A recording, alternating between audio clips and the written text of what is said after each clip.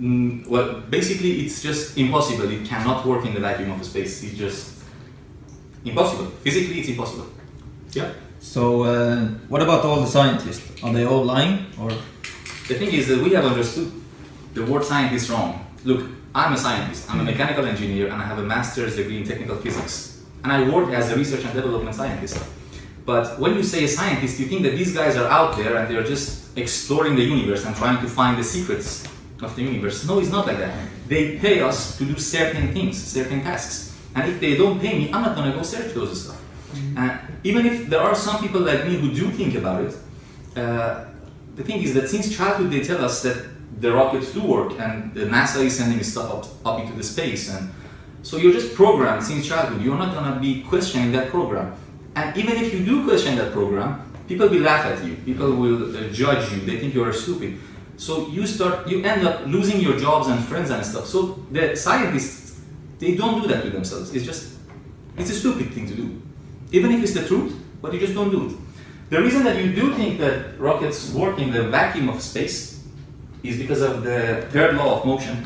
The third law of motion states, it says that for every action there is an equal and opposite reaction. So it's really easy to test that. Let's put this into action. An action is, for example, I'm going to start punching now. So I'm punching and I don't feel any reactions. Do you see reaction? I don't feel any reaction. But then I start punching the wall. I feel the reaction. I mean, you can try it. You feel the reaction. If it starts hurting, and if I punch harder, it's going to bleed, and if I punch even harder, it's going to break my bones. So it seems like the third law of motion, when in order for you to get the reaction, the equal and opposite reaction, you have to apply your action on something. If it's nothing, then you don't get the reaction.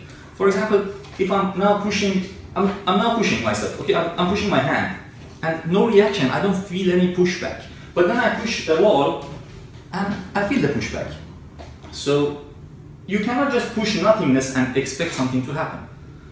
There has to be something. But what about if I, for example, in a skateboard and I have a bowling ball, let's say, and I throw it, I go backwards. So look, when you are standing on a skateboard and then you are pushing a 15-pound bowling ball, that 15-pound bowling ball has a static inertia. It means it wants to stay static. It doesn't want to move. So when you're pushing that, you're pushing yourself back. If you think that the third law of motion works in these kind of cases, then you can just throw a pen. Just see if you go backwards when you're throwing a pen. Throw a balloon, throw a light object. And yeah, cool. So you have a balloon and you can push the balloon and see if you go back. Or a ping pong ball. It doesn't happen. The same thing when you're pushing a car. You know, have you ever tried it when a car is broken and you're pushing it? At the beginning it doesn't move. It's heavy. And then after some time it just moves slower. It got out of that static inertia. It's now moving, so it's easier to push it. It's not that difficult. So in order to get this reaction, you have to push against something. Otherwise, it's not happening. This guy, the reason it goes up is these high velocity and hot gases that exit the exhaust of the rocket engine will push against the ground first, and then it takes off and it goes up. The air down here becomes thinner. But even if it's thinner, the speed of these gases will turn that thin air into a barrier. You know when you're, for example, driving in the highway and you stick your hand out of the window and you feel this pressure, and the faster you go, the more pressure you feel? That's the same thing. Even if your hand is small, when the speed is high, the pressure increases. It becomes a barrier. The same thing in here.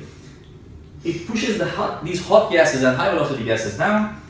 Even if it's thin, it still creates a barrier out of them. So as long as there is air or thin air, the rockets do work, but when it goes out in the vacuum of space where there is nothing, then it's nothing. You can push it and nothing will happen. This is easy to test actually.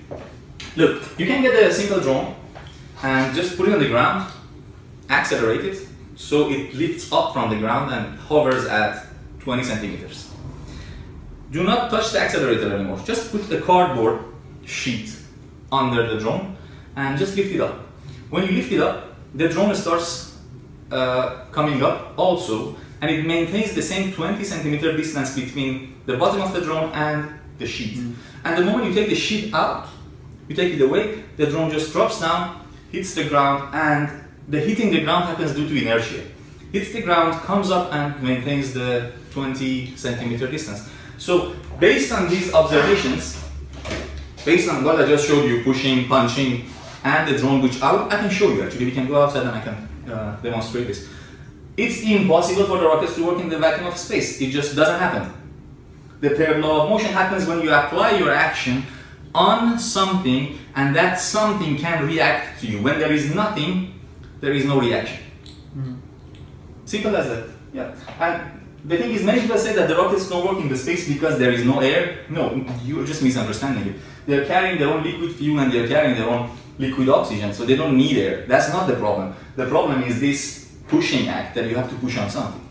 So you will say that they don't move. They cannot move up in the outer space. When you're in a vacuum, no. This doesn't produce any thrust. Even if it's like it's producing its own fuel, it wouldn't move. It wouldn't move at all. Because as I said, you have to push against something in order to feel that reaction. And back here is a vacuum now. I mean, everywhere is a vacuum in the space. So there's nothing to push against, and done. It's just not happening. So yeah, we can actually go outside and try the drone thingy.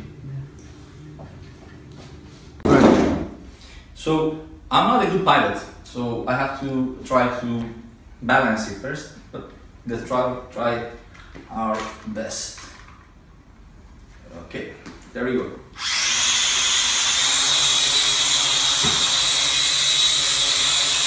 So as you can see, I'm not pushing the gas anymore, and we go up. You see, I'm not touching the gas, and then it comes down. You go up, as much as you want, and there you go. And the 20 centimeter is maintained, and then we go up again.